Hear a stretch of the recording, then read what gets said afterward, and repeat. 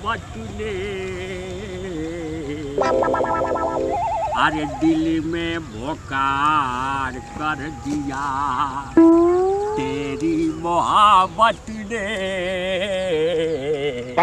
दिल में भोकार कर दिया। ए भाई ए अस्ती बाबू का होगा तो करे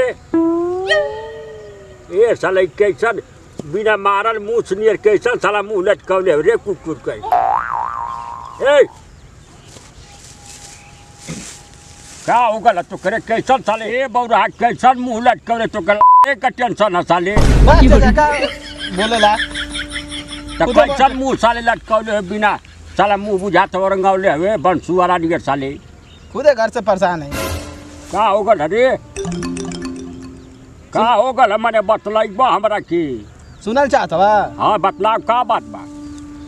अरे जब से भइल शादी हमारे का कहीं चाचा, जब से भइल शादी हमारे का कहीं चाचा, हमके ऐसन नाच नचावे खिलावे छेरी क बाचा, हमके ऐसन नाच नचावे खिलावे छेरी क बाचा, चूल्हा बासन रोजे करी रोटियो ना बेलेले, रात भर दूसरा साथे हम सूतीला अकेले, सूते के टाइम कहेले चाचा सूते के टाइम कहेले कमर हमर खाचा, हमके ऐसन नाच नचावे खिलावे छेरी क बच्चा।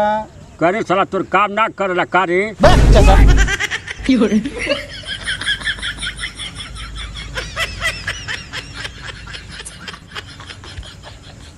कैसे साले जब वो बाचा जब बकरी का छेरी का बाचा खेलाते तो से कमर खचवावत साले तो का एकर मतलब कि कामे ना करला साले का बोलेला